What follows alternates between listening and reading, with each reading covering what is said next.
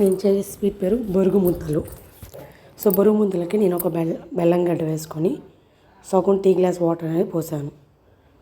So బెల్లం గడ్డ మనం పగలగొట్టుకొని వేసుకుంటాం. ఈ గడ్డలు అనేది బెల్లం ముక్కలన్నీ కూడా కరిగిపోయేదాకా మనం కలపెడుతూనే ఉంటాం. సో నేను అది కరిగిపోయాక నేను మీకు చూపిస్తాను. మళ్ళీ కరిగిపోయాక వడకడతాను. దాంట్లో ఏమైనా పీసులు లేదన్నా ఏమైనా ఉంటే చెత్త అనేది మనకు వచ్చేస్తుంది. చూడండి, చెత్త అనేది వచ్చేసింది. సో తేరు కొట్టింది మళ్ళీ దాంట్లో పోసుకొని పాకం వచ్చేదాకా ఉడకబెడతాను.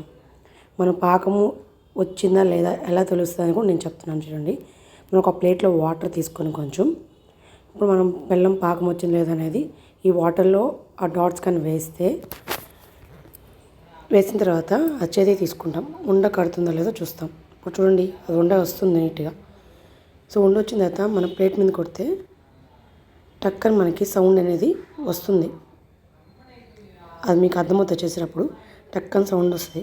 సౌండ్ వస్తే అది పాకం వచ్చింది కంపల్సరీ చెప్పగలుగుతాం. సో పాకం వచ్చి పక్కన ఆపేసుకొని స్టవ్ బొరుగులు వేసుకొని కళ్ళపెట్టేసి ఉండలు చేసేస్తాం. So thank you for watching. Please subscribe my channel.